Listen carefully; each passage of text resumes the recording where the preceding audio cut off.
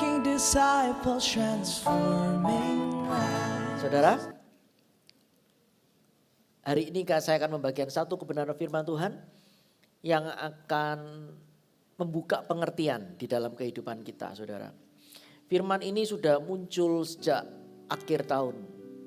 Tuhan ngomong dan ini adalah waktu mumpung awal tahun kita akan mendengarkan apa sih kata-kata Tuhan buat kita, saudara. Karena Tuhan tuh rindu membawa kita itu di jalan yang lebih tinggi dari yang kita sanggup bayangkan. Amin. Yang jadi masalah tuh gini loh, saudara. Bukankah kita ini manusia?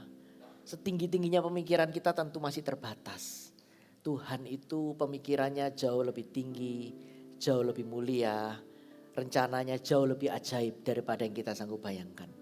Oleh karena itu kita mau percaya 100% kepada Allah dan buka hati kita. Amin. Oke, saudara, saya akan memberikan judul firman Tuhan hari ini adalah kerendahan hati mendahului kehormatan. Bisa ditampilkan, kerendahan hati mendahului kehormatan. Coba Anda ngomong, kita baca judulnya ya, 1, 2, 3. Kerendahan hati mendahului kehormatan. Saya akan bacakan buat Anda Amsal 18 ayat yang ke-12. Tinggi hati mendahului kehancuran, tetapi kerendahan hati mendahului kehormatan. Saudara, hari ini kita akan belajar dari satu tokoh Alkitab, seorang raja pertama Israel yang namanya Saul, saudara. Dan jika Anda membaca kisah Saul di dalam 1 Samuel 9, nanti Anda buka itu di rumah, 1 Samuel 9, saya akan langsung ceritakan backgroundnya supaya kita semua langsung bisa menangkap rema-remanya ya. Saudara, Saul itu berasal dari keluarga yang terpandang alias kaya. Saul itu. Kemudian suatu hari ayahnya Saul, papa dari Saul itu kehilangan keledai. Pada waktu kehilangan keledai, si Saul sebagai anaknya dia tentu mencarinya nih. Bersama dengan bujangnya. Cari kemana-mana gak ketemu. Akhirnya mereka berkata, bujangnya berkata, ayo kita coba cari seorang nabi, cari Samuel. Karena Samuel itu reputasinya seorang nabi, seer, seorang pelihat. Pasti tahu deh, pasti bisa memberikan arahan kepada kita seperti itu. Di zaman itu perjanjian lama, orang gak bisa mendapat tuntunan Tuhan langsung melalui nabi-nabinya. Tapi di dalam zaman kita, zaman perjanjian baru, Roh Kudus diam di dalam batin kita. Kita gak perlu cari nabi karena ada firman Allah dan Roh Kudus dalam diri kita. Nabi-nabi perjanjian baru itu cuma konfirmasi, saudara. Cuma konfirmasi. Jadi kita gak perlu cari kanan kiri. Karena rohnya Tuhan taruh dalam hati kita. Amin. Karena itu kita bersyukur, saudara. Hidup di dalam perjanjian baru ya. Nah itu ceritanya, kemudian setelah cari gak ketemu sama Samuel. Si Saul ini mau menanyakan nih, gimana nih keledai papaku yang hilang ini belum ketemu. Sang Nabi Samuel gimana nih, di mana, seperti itu. Nah, pada waktu si Samuel lihat Saul, dia langsung bilang, Saul, engkaulah yang diingini oleh orang Israel. Seperti itu. Dia ngomong seperti ini, Saul, kamulah raja yang diingini orang Israel. Jadi kamu ini adalah raja yang diingini oleh orang Israel. Nah, si Saul, saudara, lagi bingung cari keledai, dibilang gitu. Kita lihat Saul ngomong apa. Dia ngomong gini, bukankah aku seorang suku Benyamin, suku yang terkecil di Israel. Dan bukankah kaumku yang paling hina dari segala kaum, suku Benyamin. Mengapa Bapak berkata demikian kepadaku? Si Saul itu langsung ngomong seperti itu kepada Samuel. Samuel, bukankah aku ini suku Benyamin. Dan kaumku itu suku yang terkecil di Israel. Nah ditambah lagi kaumku itu paling hina dari suku Benyamin. Saudara, memang dalam catatan sejarah Benyamin ini pernah melakukan sebuah kesalahan dan sebuah noda yang menyebabkan dia hina. Nah supaya Anda semakin penasaran, carilah di Alkitab apa nodanya. Saya gak akan bahas ya. Supaya Anda semakin cinta Alkitab. Nah jadi si Saul ini tahu diri. Si Saul ini bilang, loh kok aku yang kepilih? Karena aku tuh sadar kaumku itu kaum yang paling kecil. Suku Benyamin paling kecil. Ditambah lagi Dia ngomong kaumku kaum yang paling hina dari segala kaum suku Benyamin. Saudara ternyata saudara, kalau kita lihat Alkitab itu mencatat Saul itu adalah seorang muda yang elok rupanya. Jadi dia ini orang yang keren saudara. Kalau Saul itu muncul ya sekarang ini di zaman kita ini pasti banyak orang mau selfie dengan dia. Karena memang keren Saul itu. Belum lagi dikatakan tidak ada dari seorang pun di kaum Israel yang lebih elok dari Saul. Dari bau ke atas dia tuh lebih tinggi dari kaum sebangsanya. Bayangkan coba. Nah tetapi saudara pada waktu Saul memulai panggilannya atau karirnya sebagai seorang raja Israel, dia itu sangat rendah hati. Nah kita bisa tahu dari mana? Apa alasan kita bisa bilang Saul itu rendah hati? Saya akan tunjukkan saudara. Jadi ceritanya gini. Pada waktu pertama kali Saul ketemu Samuel, itu di rumahnya Samuel. Anggap aja lokasinya di sini. Kan sudah dikasih tahu tuh sama Samuel. Saul, kamu tuh raja yang diingini oleh orang Israel. Dia kan langsung jawab, hah kok aku? Aku tuh suku Benyamin itu suku yang paling kecil loh. Belum lagi kaumku ini kaum yang paling hina di antara suku Benyamin. Kok aku? Nah besoknya terus Samuel bilang gini, besok ya kamu akan menemukan keledai-keledaimu. Dan akhirnya Saul dan bujangnya pulang. Setelah pulang saudara, ada perjalanan waktu. Suatu hari di satu momen orang Israel kumpul di sebuah tempat namanya Gunung Mispa, di Mispa. Dan di situ orang Israel itu mau menobatkan Saul sebagai raja Israel. Tapi Saulnya ngumpet. Saulnya ngumpet, dia bersembunyi di antara barang-barang. Dia ngumpet saudara Saulnya. Dia itu malu-malu dan merasa, aduh aku tuh gak layak lah untuk posisi raja. Karena pada waktu aku jadi posisi raja, aku tuh akan membawai bukan cuma kaum Benyamin, 12 suku Israel. Aku tuh sadar dirilah seperti itu. Dia merasa kecil dan tidak layak. Jadi ternyata meskipun di luarnya dia itu wow, lebih tinggi, elok, tapi dia itu tahu, dia itu sadar. Pelajaran apa kita bisa belajar saudara? Jangan izinkan kesuksesan Anda, keuangan Anda, kepopuleran Anda, sesuatu yang di eksternal itu mengubah hati kita. Katakan amin. Amin. Jangan izinkan saudara, itu semua itu menipu, itu semua cuma titipan Tuhan. Nah, dan di momen itu saudara, Samuel menuangkan minyak kepada Raja Saul. Dalam 1 Samuel 10 ayat 6 dikatakan seperti ini. Maka roh Tuhan akan berkuasa atasmu dan kau akan kepenuhan bersama-sama dengan mereka dan berubah menjadi manusia lain. Saya suka ayat ini. Ayat ini luar biasa. Dikatakan saat ada urapan Roh Kudus atas hidup kita saudara. Dikatakan dia bisa mengubah kelemahanmu menjadi kekuatan. Amin. Saat ada Roh Kudus atas hidup kita saudara. Dia bisa mengubah kekalahanmu menjadi kemenangan. Oleh karena itu saudara saya sangat antusias jemaat memasuki tahun ini bersama dengan Tuhan. Gak peduli masa lalumu, tahun lalumu engkau mengalami kekalahan. Kalau hari ini engkau berjalan bersama dengan Roh Allah, Tuhan akan ubah menjadi kemenangan, katakan amin.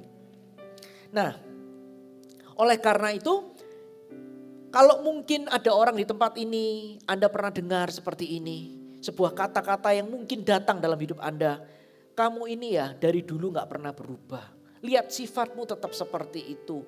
Dan kata-kata itu membuat Anda frustasi. Saudara, hari ini pegang firman Tuhan. Ada satu janji Tuhan. Dikatakan engkau akan berubah menjadi manusia lain saat roh Tuhan berkuasa atasmu.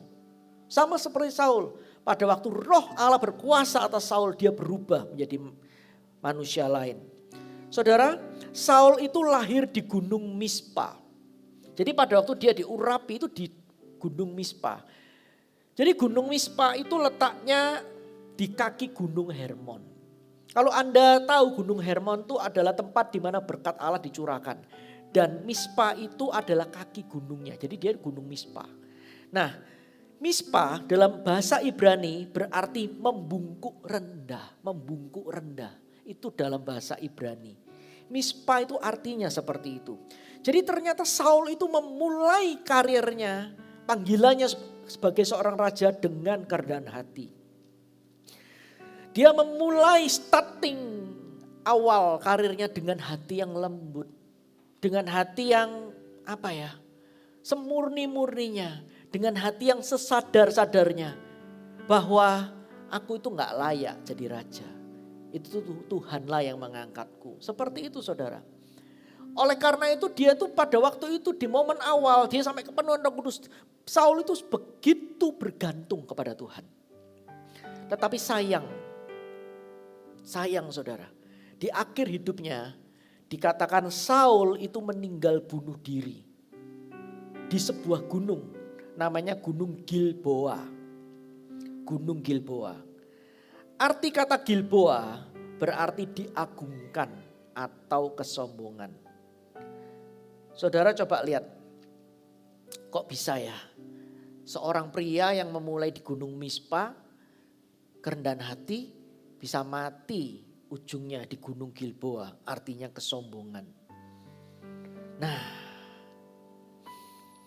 saudara, ada sebuah hal yang kita perlu hati-hati. Pada waktu kita rendah hati berjalan bersama Tuhan, Tuhan itu pasti akan membesarkan kita. Pada waktu starting awal Saul berjalan bersama Tuhan, Tuhan mulai membesarkan dia pelan-pelan. Saul itu perang dan dia itu menang loh. Pamornya mulai naik, reputasinya mulai naik, mulai meningkat. Nah, di titik itulah pada waktu semua yang di eksternal itu mulai membesar, ternyata kita akan belajar di titik mana Saul itu jatuh, saudara. Ada sebuah ayat yang cukup kuat di Alkitab. Kita akan melihat sebelum Tuhan memecat Saul sebagai raja dari jabatannya raja dan menggantikan dengan Daud. Ada kata-kata dalam 1 Samuel 15 ayat 17. Samuel tuh ngomong kepada Saul seperti ini. Bukankah engkau walaupun engkau kecil pada pemandanganmu sendiri telah menjadi kepala atas suku-suku Israel. Dan bukankah Tuhan telah mengurapi engkau menjadi raja atas Israel. Jadi ternyata pada waktu Saul itu melihat dirinya itu kecil dalam pandangannya sendiri. Sehingga dia selalu bergantung kepada Tuhan. Dan dia selalu mengandalkan Tuhan. Tuhan itu melihat, wow, Tuhan itu melihat Saul itu begitu berharga bagi Tuhan. Mata Tuhan menjelajah seluruh Israel, melihat mana orang yang paling fit untuk jadi raja. Dan dia menjumpai itu adalah Saul, saudara. Sebuah pelajaran yang luar biasa dari kisah Saul ini, saudara. Tuhan itu berkata lewat firman-Nya, kesombongan itu adalah sesuatu yang menyebabkan kejatuhan Anda. Oleh karena itu hati-hati, saudara. Tinggi hati mendahului kehancuran. Ada sebuah kata yang kita perlu pegang. Yaitu kata ketika engkau masih kecil dalam pemandanganmu sendiri. Ketika engkau masih kecil di matamu sendiri. Saudara, tidak ada yang salah dengan percaya diri yang baik. Tetapi janganlah sampai kita berada di satu titik kita bisa melakukannya tanpa Tuhan. Hati-hati saudara, tidak ada yang salah dengan pendidikan yang tinggi. Tidak ada yang salah dengan Saul yang adalah lahir dari kaum terpandang, punya harta yang banyak. Tidak ada yang salah, itu kan cuma faktor eksternal, berkat Tuhan. Tetapi jangan sampai kita itu berkata, aku bisa sendiri tanpa Tuhan. Itu yang terjadi dengan Saul. Ingatlah, mumpung ini di awal tahun, di momen juga doa puasa, saya mengingatkan setiap jemaat, ingatlah saudara, kita ini always selalu membutuhkan Roh Allah dalam hidup kita. Amin. Kita itu perlu terus bergantung pada Tuhan. Jangan sampai saudara di momen waktu masa pandemi, kita betul-betul bergantung pada Tuhan. Dan kalau sekarang PPKM sudah mulai dicabut dan kita bisa mulai lebih bebas lagi, jangan sampai kita tidak bergantung pada Tuhan. Karena apa saudara? Karena itulah cikal bakal dari masalah si Saul yang menyebabkan dia dipecat sama Tuhan, saudara. Saudara, semakin Tuhan mengangkat Anda di tahun ini, semakin cari Tuhan. Amin. Semakin cari Tuhan. Dan pesan Tuhan hari ini itu berhubungan dengan kekuatan puasa dengan merendahkan diri. Mumpung kita ini berpuasa, ada firman Tuhan ini biar masuk di dalam hidup kita dan membangun hidup kita dari dalam. Saudara, setiap tahun kita mengadakan puasa 21 hari. Mungkin beberapa dari Anda bertanya, kenapa ya kok tiap tahun ada puasa? Apakah aku harus ikut puasa? Saudara, hari ini saya akan memberikan 2 poin kepada Anda. Yang pertama, puasa adalah merendahkan diri. Ini yang pertama. Puasa adalah merendahkan diri. Ini adalah satu momen yang paling pas buat setiap Anda dan saya memulai awal tahun. Saudara, pada waktu saya mempersiapkan firman Tuhan hari ini, Tuhan itu mengingatkan tentang pelayanan yang Tuhan percayakan kepada kita. Puji Tuhan, dengan pelayanan yang Tuhan tambah-tambahkan. Pelayanan yang bertumbuh, puji Tuhan. CG-CG yang semakin bermultiplikasi. Pemimpin-pemimpin baru yang dibangkitkan. Setiap Anda yang dipakai Tuhan, puji Tuhan. Bahkan tidak jarang sekarang ini saudara kalau ibadah 1-2 itu sudah sampai gak cukup. Orang-orang itu gak cukup tempatnya. Puji Tuhan dengan semuanya itu saudara. Puji Tuhan ada kelas-kelas pengajaran yang baik. Belum lagi nanti ada senior retreat. Anda bisa ikut yang usia 50 tahun ke atas. Puji Tuhan dengan semuanya itu saudara. Tetapi jangan sampai dengan semua yang terjadi itu kita menjadi sangat sibuk dan kita gak punya waktu untuk berdoa dan membaca firman Allah. Kita gak punya waktu untuk baca Alkitab dengan alasan sibuk. Aku ini sibuk pelayanan, jangan sampai saudara. Kita mau kembali lagi ke esensi. Bahkan Tuhan itu juga berbicara kepada saya. Satu kalimat yang cukup menggoncangkan saudara. Kalimat berkata seperti ini. Berbahaya memiliki pelayanan yang semakin bertumbuh tetapi hasrat yang menyusut dalam mencari Tuhan.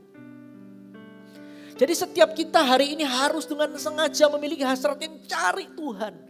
Lord, I need you more. Katakan amin. Bahaya saudara. Saul itu ya kecekluknya di mana? Waktu diangkat Tuhan tinggi dia nggak cari Tuhan. Akhirnya kesuksesannya membutakan matanya. Membuat dia merasa besar dalam pandangannya sendiri. Akhirnya dia jungkir balik saudara. Hati-hati saudara. Hati-hati. Saya percaya saudara tahun ini itu ada berkat-berkat spesial dari Tuhan buat Anda. Tuhan itu punya berkat itu 2 cara. Cara pertama cara natural itu juga jalan Tuhan. Cara kedua cara supranatural itu juga jalan Tuhan. Saya percaya salah satu dari berkat ini pasti akan turun dalam hidup Anda tahun ini. Berkat supranatural seperti ini saudara. Dalam 1 hari si Yusuf itu dipromosikan jadi Perdana Menteri. Itu dalam 1 hari. Itu supranatural. Itu cara Tuhan. Jadi itu ada. Itu memang ada saudara. Dia tidak melalui proses langsung itu ada. Itu ada. Saya percaya Anda juga karena itu kalau kita berjalan bersama Tuhan harapkan kejutan-kejutan dari Tuhan. Amin. Tetapi hari ini saya mau detok Anda, saya mau vaksin Anda. Jangan sampai pada waktu nanti kesuksesan itu melanda hidup Anda begitu terpesona, wow. Sampai Anda lupa untuk semakin punya hasrat cari Tuhan lebih lagi. Karena kalau enggak saudara, itu hidup kita tidak akan balance, akhirnya kita akan jungkir balik, terjungkir seperti Saul. Saul ngalami itu saudara. Saul ngalami itu. Nah, sayang ya, seorang raja yang sudah memulai dengan kerendahan hati di Gunung Mispa bisa berakhir mati tewas di Gunung Gilboa. Oleh karena dia gak jaga, dia tidak pakai double hati. Jadi pada waktu Anda dipromosi di satu sisi puji Tuhan senang segala kemuliaan milik Tuhan. Tapi di satu sisi Anda harus semakin rajin cari Tuhan. Anda harus bilang Tuhan aku pokoknya apapun yang terjadi tahun ini aku mau melayani Tuhan. Aku gak izinkan faktor eksternal itu membuat aku ini berubah. Bisa mengerti ya? Ngeri loh. Ngeri Alkitab ngomong betapa liciknya hati. Kalau kita gak hati-hati hati kita bisa menipu kita saudara. Dan tahu gak saudara? Tahu nggak saudara bahwa tidak ada yang lebih bahaya selain namanya virus kesombongan. Virus ini kalau masuk tidak terdeteksi. Tidak terdeteksi. Gak kerasa. Orang yang kena ini gak kerasa. Coba itu si Saul kerasa. Pasti dia udah bertobat dari dulu. Tapi gak kerasa. Gak kerasa saudara. Saudara, saya berdoa dalam tahun ini bisnis Anda semakin berkembang. Keluarga Anda semakin diberkati Tuhan. Tangan penyertaan Tuhan semakin nyata di atas kepala Anda. Wah, saya berdoa. Tetapi pastikan hati kita untuk selalu mencari Tuhan. Amin. Ini pelajaran yang luar biasa saudara. Bahkan pada waktu Saul mati ya di Gunung Gilboa itu gak cuma dia. Anaknya juga mati di sana. Wah, jadi kita harus tahu kejatuhan seorang papa namanya Saul. Nyeret juga anaknya. Kenapa kok Tuhan memberikan kita firman di awal tahun ini baru tanggal 15 seperti ini? Karena saya percaya tahun ini akan banyak promosi dari Tuhan. Berkat-berkat dikatakan kerendahan hati mendahului kehormatan. Kita fokus saja dengan kerendahan hati, sisanya Tuhan akan mengerjakan. Tapi kita harus sadar kalau kita diangkat itu semua karena Tuhan. Amin. Oleh karena itu pada waktu di momen ini adalah momen yang paling pas, momen doa puasa. Saat Anda berpuasa, rendahkan hati Anda di depan Tuhan. Mulai ngomong pada Tuhan, Lord use me. Pakai aku lagi Tuhan tahun ini. Use me Lord, use me Lord. Janganlah sampai kita berpikir, oh tahun lalu kan udah puasa 21 hari. Itu sudah berakhir saudara di tahun lalu. Bulan Desember udah berakhir. Sekarang memasuki Januari, kita harus ngomong Lord use me Lord. Jangan kita merasa biasa, saudara perhatikan. Tahukah saudara bahwa di mata Allah, kalau kita ini memang manusia itu kan berjalan menurut kalender, namanya kronos, chronological. Tetapi di mata Allah itu ada namanya kairos Tuhan, waktu Tuhan. Tahu nggak saudara pada waktu kita semakin mencari Tuhan. Tuhan itu akan membawa hal-hal yang Anda tidak pernah duga dalam hidup Anda. Bisa mengerti ya? Karena Tuhan itu tidak bisa ditebak. Tidak bisa ditebak. Karena dia Tuhan, pencipta, penguasa. Dia itu apa ya? Meskipun dia itu papa kita, dia itu punya status sifat yang kita nggak mungkin bisa apa ya? Nggak mungkin kita bisa buka kode rahasianya. Ada namanya misteri Tuhan. Tapi percayalah, di dalam misteri Tuhan semuanya itu untuk kebaikan anak-anaknya. Itulah Tuhan kita. Itu yang membuat kita tuh antusias dengan Tuhan. Tetapi kalau kita belajar rendah hati di depan Tuhan, dia pasti akan memberitahu pada kita. Coba Anda lihat ya, di momen-momen Anda belajar rendah hati, tiba-tiba Anda lebih gampang dengar suara Tuhan. Bisa mengerti ya? Kok gampang ya? Tuh, pada waktu Anda belajar be humble di momen doa puasa ini, Anda akan lebih gampang dapat janji Tuhan. Oleh karena itu selalu berdoa, Tuhan pakai aku tahun ini. Kalau tahun lalu Tuhan sudah menyertai aku bisa menjadi seorang papa yang baik atau mama yang baik. Tuhan, aku butuh Tuhan. Aku gak mau berjalan tahun ini dengan pengurapan tahun kemarin. Aku gak mau mendidik tahun ini dengan kemampuanku semata-mata. Tuntun aku Tuhan sekarang ini. Sekali lagi tuntun aku Tuhan. Seperti itu saudara.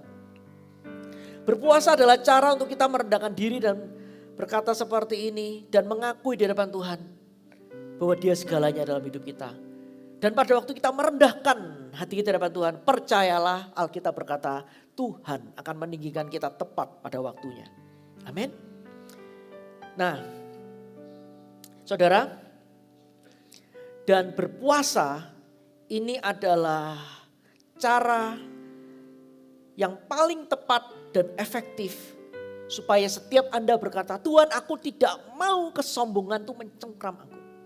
Pada waktu Anda merendahkan hati dan berpuasa di depan Tuhan, tiba-tiba saudara, Anda Roh Kudus akan munculkan mungkin seperti film atau mimpi atau apa. Tuhan akan bilang, berapa hari yang lalu sikapmu kepada orang itu tuh kasar, itu sombong. Tuhan akan ngomong, jangan kaget. Itu artinya dia lagi membangun kita, bisa mengerti ya. Dan itu mungkin kita akan kaget, enggak kok aku enggak sombong. Roh Kudus gak bisa ditipu, dia akan mulai mengingatkan kita. Dia akan mulai bongkar hati kita. Dan pada waktu itu kalau kita responi itu akan meluruskan jalan-jalan kita. Alkitab berkata, akui Tuhan dalam segala hukum, dia akan meluruskan jalan-jalan kita. Bisa mengerti ya? Tapi itu kita gak bisa masuk kalau kita gak berpuasa dengan perendahan hati, gak bisa. Ini adalah kairos moment bagi Anda. Oleh karena itu saya mendorong Anda yang belum berpuasa selama ini, saya dorong Anda besok puasa. Amin. Masih ada waktu, jangan mikir aduh aku sudah telat. Sudahlah, kita fokusnya maju ke depan aja. Anda fokus saja, nanti Anda akan lihat bagaimana Tuhan bekerja. Mumpung ini korporat, kalau korporat puasa itu lebih enak saudara, kalau sendirian lebih berat. Kalau sendirian tantangannya, wah ini makan ini Anda akan banyak tergoda. Tapi kalau bareng-bareng, sama-sama ngerem nih dagingnya ya. Nah saudara, tahukah Anda bahwa dosa pertama di Alkitab itu adalah kesombongan. Jadi ternyata dosa pertama dalam penciptaan itu adalah kesombongan.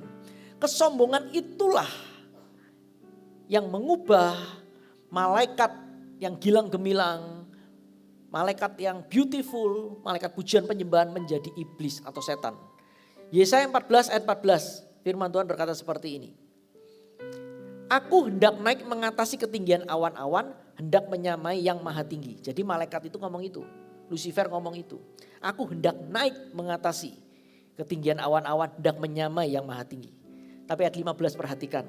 Sebaliknya ke dalam dunia orang mati engkau diturunkan ke tempat yang paling dalam di liang kubur. Nah, coba Anda lihat.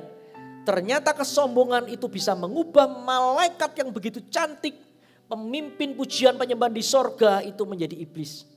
Oleh karena itu saudara, saya nggak mau kesombongan itu menguasai saya. Saya nggak mau kesombongan itu juga menguasai Anda, katakan amin. Bahaya, ini itu bahaya saudara. Saul jatuh itu saudara, ya karena ini. Karena ini. Wah. Padahal di Alkitab dikatakan Tuhan itu benci dengan kesombongan. Jadi coba hari ini kita juga evaluasi ya hidup kita ya. Ingat-ingat Anda pada waktu Anda pertama kali dipilih menjadi seorang CGL. Coach Anda berkata, Pak belajar mimpin CG ya. Aduh jangan saya Pak. Saya nggak bisa, saya nggak fasilida. Nggak apa-apa Pak, ini kepercayaan. Selama hati Bapak melekat pada Tuhan, nggak apa-apa melayani. Awalnya dicoba mungkin tergagap-gagap. Mungkin pada waktu pertama kali menyampaikan firman keringat seperti jagung bermunculan. Berdoa puasa Tuhan, tolong. Seperti itu, pelan-pelan Tuhan mulai pimpin Anda. Sekali, 2 kali, 3 kali. Anda mulai lebih ahli. Tuhan mulai memperbesar pengaruh Anda. Orang-orang yang dekat dengan Anda diberkati Tuhan. CG Anda mulai bermunculan di mana-mana. Tiba-tiba Anda diangkat dipercayakan menjadi seorang coach. Dari coach Anda setia, Tuhan angkat menjadi seorang TL. Dan Tuhan bawa keahlian Anda semakin bertambah. Dan sebuah pertanyaan yang kita harus jawab. Apakah hati kita masih sama seperti awal kita baru menjadi seorang CGL yang gemeteran itu. Yang betul-betul mengandalkan Tuhan. Atau hati kita udah berubah saudara. Saudara, hari ini ayo kita sama-sama janji dan saling ingatkan ya. Sebesar apapun gereja ini. Izinkan kita ini tetap kecil dalam pemandangan mata kita sendiri. Amin. Itu Tuhan yang mengerjakan. Bukan kita kok. Kita ini cuma menjadi partner dari Tuhan. Amin. Amin saudara. Kalau malaikat aja bisa jatuh. Saul, raja Israel bisa jatuh karena kesombongan. Satu raja lagi namanya Nebukadnezar karena kesombongan. Itu raja Persia. Raja Babel itu makan rumput sampai akhirnya 7 tahun. Gara-gara kesombongan dia makan rumput 7 tahun. Siapa kita? Kita gak lebih hebat dari mereka. Amin. Kita gak lebih hebat loh. Dibanding dengan tokoh-tokoh Nebukadnezar seorang raja, penguasa. Saul kita ini gak ada apa-apanya. Itu aja bisa jatuh. Ini memberikan sebuah peringatan buat kita. Kalau hari ini Anda sebagai seorang kepala keluarga, tahun-tahun lalu Anda bisa jaga kesucian hidup pernikahan, tidak selingkuh, Tuhan jagai. Jangan merasa yakin tahun ini Anda bisa jaga hidup Anda. Andalkan Tuhan, Tuhan jagai aku. biasanya orang yang sombong itu akan slip, tiba-tiba dia jatuh. Bisa mengerti ya? Hati-hati, ngeri. Makanya Tuhan tahun lalu gedor hati saya. Speak up, harus ngomong ini. Harus ngomong. Karena aku tuh gak tahan, aku tuh rindu mencurahkan banyak berkat buat anak-anakku. Tapi aku ngeri. Tuhan tuh ngomong seolah aku tuh ngeri. Diangkat nanti jatuh. Oleh karena itu hari ini izinkan di momen doa puasa ini Anda divaksin duluan. Sehingga pada waktu Anda diberkati Anda tahu. Tuhan izinkan aku tetap kecil dalam pemandangan mataku sendiri. Semuanya karena Tuhan, untuk kemuliaan Tuhan. Amin. Saudara, tahukah saudara bahwa hubungan kita dengan Tuhan itu seperti bapak dengan anak. Seperti hubungan orang tua dengan anak. Coba Anda pikirkan betapa tergantungnya anak Anda dengan Anda pada waktu anak Anda masih bayi. Seorang bayi gak bisa gimana-gimana, begitu bergantung kepada orang tuanya. Tapi bayi itu mulai dewasa, mulai mandiri, pelan-pelan bisa jalan. Itu sebuah hal yang baik, kita bersyukur. Seperti hari ini tadi pagi saya dengan anak-anak datang ke gereja dan turun dari mobil, saya gandeng anak saya yang cewek, Leticia berumur 5 tahun, seperti itu ya, jalan. Nah setelah ibadah satu selesai dia masuk ke ruangan dan dia langsung peluk papa, wah itu senang banget saudara. Coba Anda bayangkan kalau anak Anda itu sudah besar, mulai mandiri, bisa cari uang sendiri, tiba-tiba berkata, "Pa, aku gak butuh papa." Hati Anda seperti apa? Demikian pula Tuhan saudara. Tuhan gak mau hati kita seperti itu. Tuhan itu saudara begitu baiknya. Sampai Tuhan itu memberikan sebuah janji firman. Sekali-kali aku tidak akan pernah meninggalkan engkau. Luar biasa. Tuhan itu seolah sudah memberikan sebuah janji yang tidak mungkin dia tidak bisa genapi. Sekali-kali Tuhan tidak akan pernah meninggalkan kita. Tetapi masalahnya banyak manusia meninggalkan Tuhan. Jadi Tuhan itu gak pernah meninggalkan kita. Kalau Tuhan misalkan berada di posisi dia sampai selamanya di sini. Kalau kita misalkan di sebelahnya, kita lah yang semakin menjauh. Tuhan gak pernah. Tuhan gak pernah meninggalkan kita. Dan oleh karena itu saudara, satu-satunya cara sampai kapanpun bergantunglah kepada Tuhan. Teruslah merendahkan hati Anda di hadapan Tuhan. Kerendahan hati itu bukanlah hanya merendahkan diri di hadapan Tuhan. Kerendahan hati itu adalah mengangkat Yesus pada posisi seharusnya. Anda harus bisa ngomong, kalau aku berhasil itu karena Tuhan. Kalau aku dipromosi pangkatku karena Yesus, bukan aku. Karena aku sadar kok kemampuanku gak seberapa. Dialah yang membuat aku bisa. Kerendahan hati itu menempatkan Tuhan Yesus di posisi seharusnya. Kita harus sadar ini saudara. Karena namanya manusia kadang-kadang pikirannya kebetulan. Enggak ada yang kebetulan. Kita harus sadar segala yang terjadi dalam hidupku. Kalau aku berhasil itu karena Tuhan Yesus.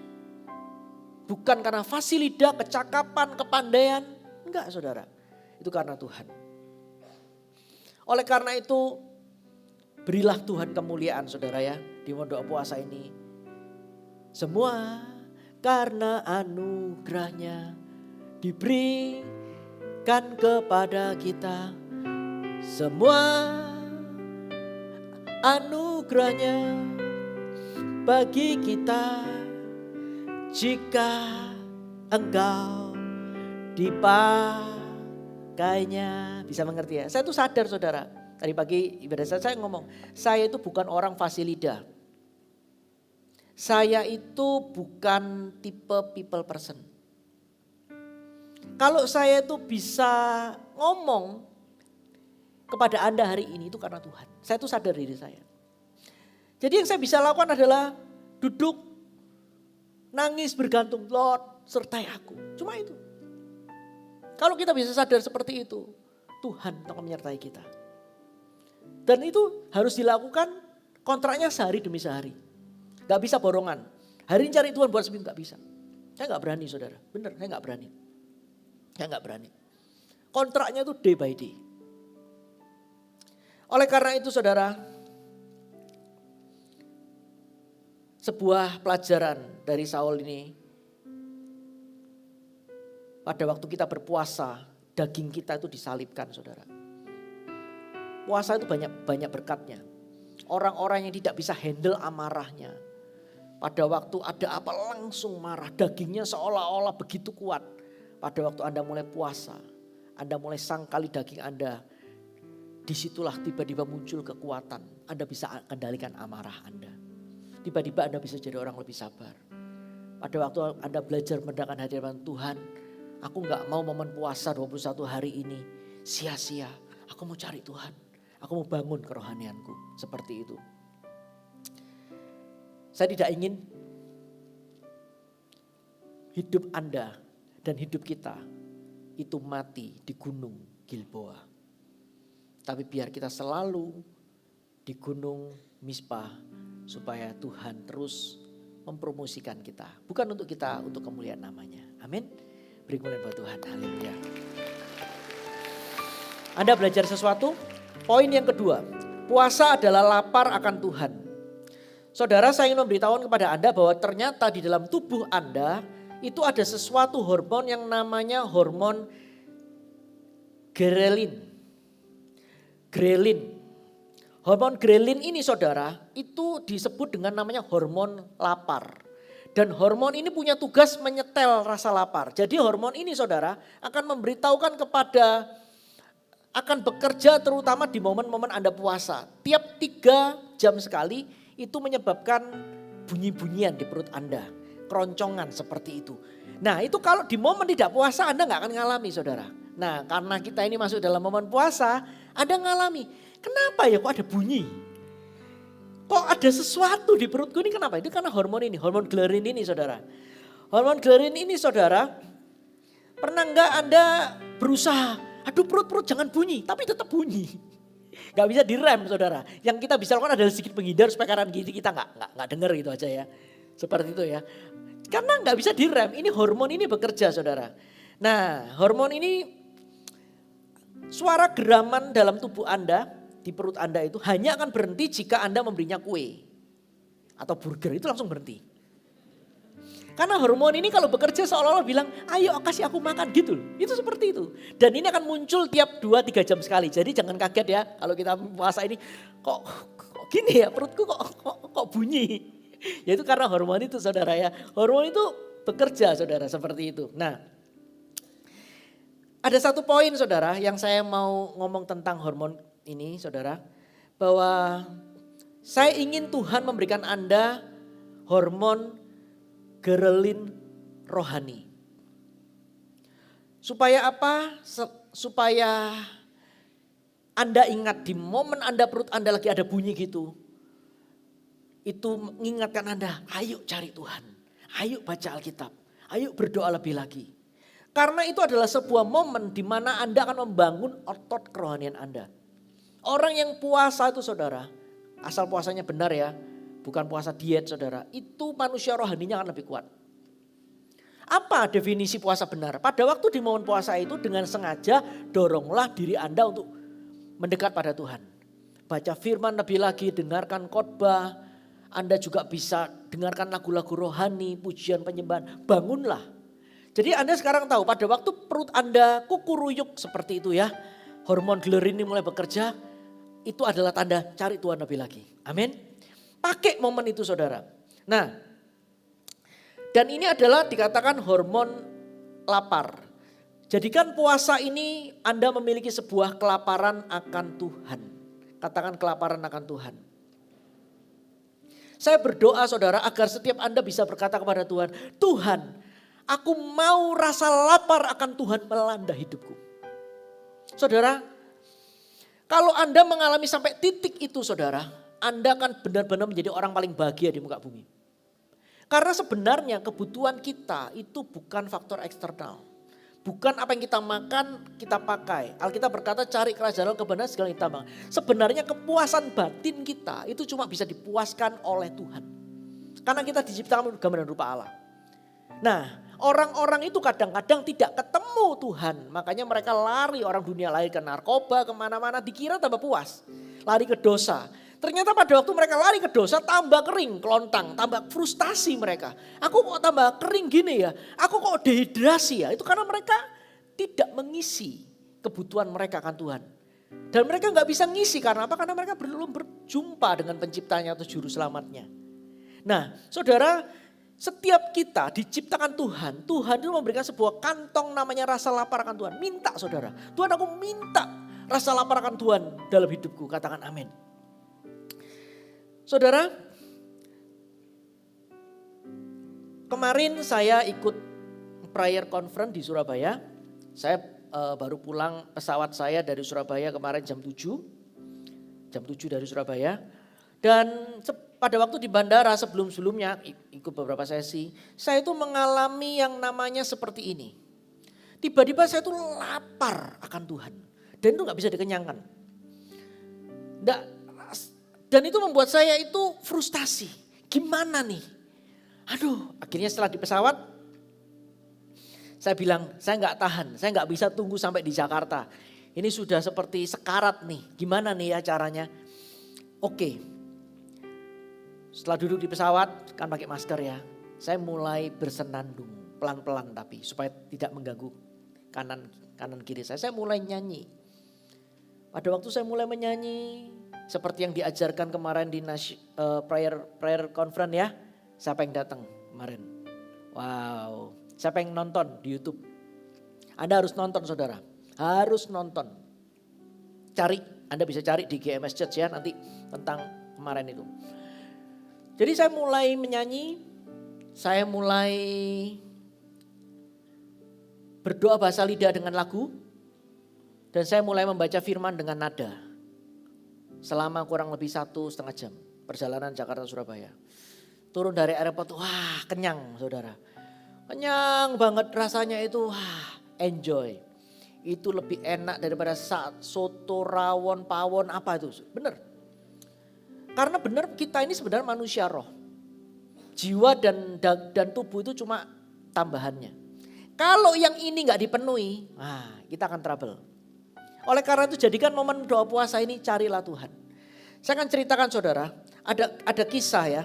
Dalam 2 Raja-Raja 6 ayat 25 ini diceritakan suatu hari bangsa Israel itu terkepung.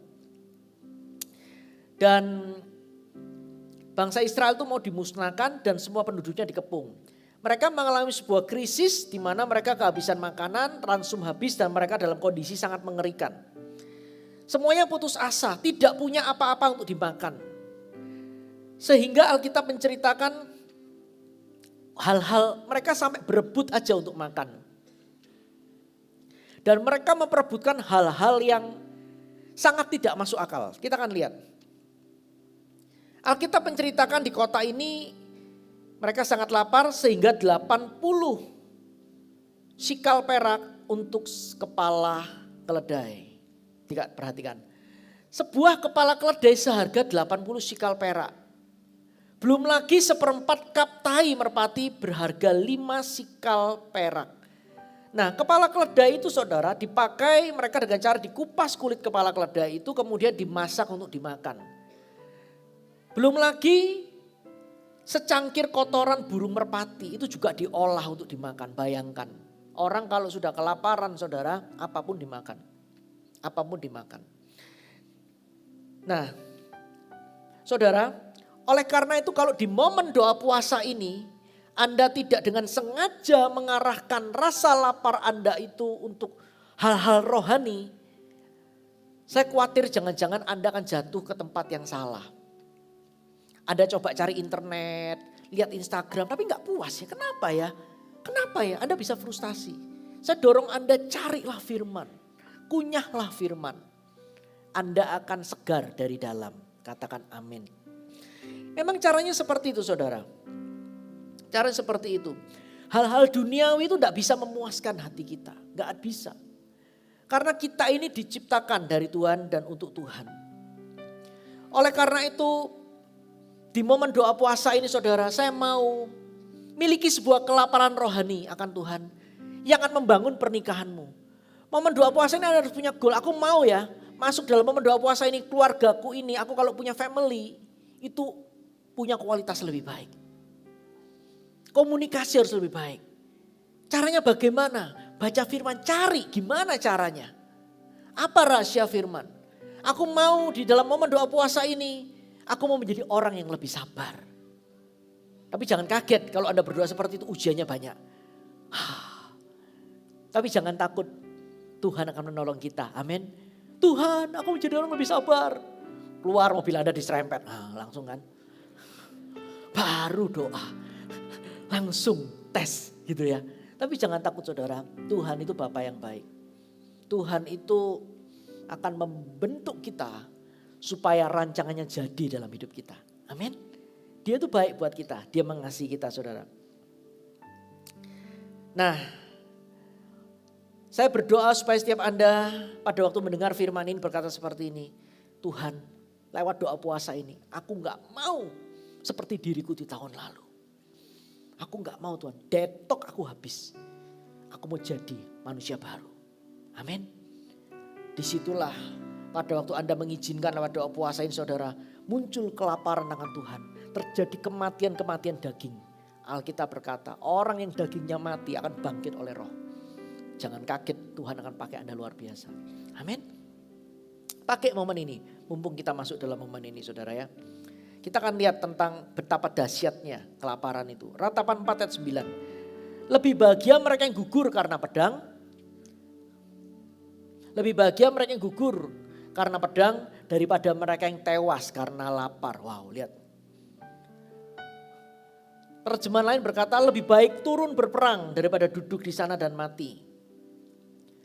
Saudara, ternyata baik atau buruk, kelaparan itu mendorong Anda.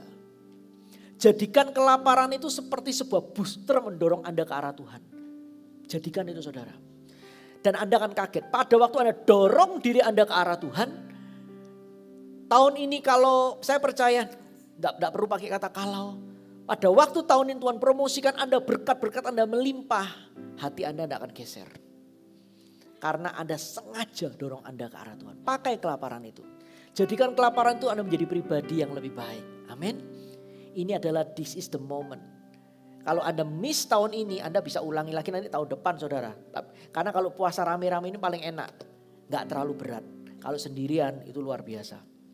Nah, saya akan tutup dengan sebuah cerita tentang anak yang hilang. Anda lihat ya. Lukas 15 ayat 17. Suatu hari si bungsu itu minta harta warisan dan dia pergi dengan pelacur-pelacur foya-foya habis hartanya saudara. Setelah habis hartanya dia mau makan, akhirnya dia harus kerja di peternakan babi dan untuk makan ampas babi. Tapi Anda lihat apa yang terjadi dengan si bungsu ini saudara. Pada waktu dia mulai makan dengan ampas babi, dia mulai merenungkan. Dia berkata seperti ini, mengajukan sebuah pertanyaan. Betapa banyaknya orang upahan Bapakku yang berlimpah-limpah makanannya, tetapi aku di sini mati kelaparan. Nah, Anda lihat apa yang mendorong si bungsu itu keluar dari kandang babi dan kotoran dan kembali kepada papanya. Pada waktu dia bisa berkata, saya ini lapar. Aku kok seperti ini sekarang ya. Pegawai papaku lebih enak daripada aku sekarang. Aku akan pulang kembali kepada bapakku. Saudara, kelaparanlah yang menyebabkan putra dan putri terhilang. Ketika seorang berpuasa untuk mereka, kelaparan itu akan membangunkan mereka dari kandang babi. Demikian pula kalau Anda punya keluarga orang-orang yang belum kenal Tuhan. Atau Anda sudah frustasi dengan anak Anda, aduh sudah dibilangi gak bisa.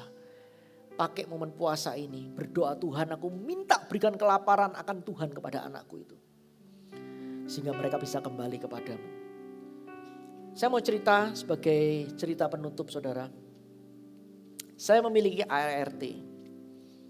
Dan kurang lebih pertengahan tahun lalu saya didorong untuk mendoakan ART ini. Untuk dia bisa kenal Tuhan. Karena ART saya ini kasihan. Sebelumnya dia udah kenal Tuhan. Percaya Yesus. Dia mundur. Dia menikah. Dia meninggalkan Tuhan. Setelah menikah 3 tahun suaminya tewas kecelakaan. Saya tahu setan bekerja. Orang yang mundur dari Tuhan, setan itu bekerja. Kasihan saudara. Dan dia menjanda puluhan tahun. Akhirnya bekerja di rumah kami. Menjaga anak-anak kami. Dan saya terbeban. Sampai satu momen bulan Desember sebelum Natal saya bilang, Mbak, tidak ada yang lebih enak selain ikut Tuhan Yesus. Karena Tuhan Yesus itu adalah Tuhan dan pencipta. Kalau Tuhan itu memberikan tidak ada imbalan. Dia itu free flow karena dia Bapa yang baik. Coba Mbak lihat hidup Mbak. Setelah Mbak meninggalkan Tuhan jadinya seperti apa. Tetapi Tuhan tidak pernah menyerah. Tangannya tetap terbuka. Maukah Mbak kembali pada Tuhan Yesus? Mau saudara. Beri mulai buat Tuhan. Saya langsung tuntun terima Yesus. Hatinya berubah. Hatinya cinta Tuhan. Tahu gak saudara? Kebutuhan manusia tertinggi itu berjumpa dengan penciptanya. Hari ini kalau Anda punya keluarga apa yang belum kenal Tuhan, anak Anda mungkin jauh dan masih ada pengharapan selama Anda berdoa. Di momen doa puasa ini mintalah Tuhan, aku minta jamah anakku. Atau mungkin Anda yang bekerja diomelin terus sama bos Anda. Berdoakan bos Anda untuk kenal Tuhan. Amin. Making disciples, transforming lives.